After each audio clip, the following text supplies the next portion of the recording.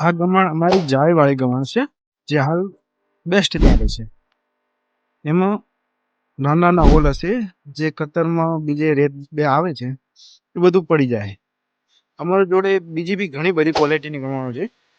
પ્લાસ્ટિકના ડ્રમવાળી બી છે, single drum, 2 drum, 3 drum. એના સિવાય નાના ગાંઠડીઓ માટે બી છે, 4 ફૂટની નાની. એના સિવાય ગોળમાં બી છે,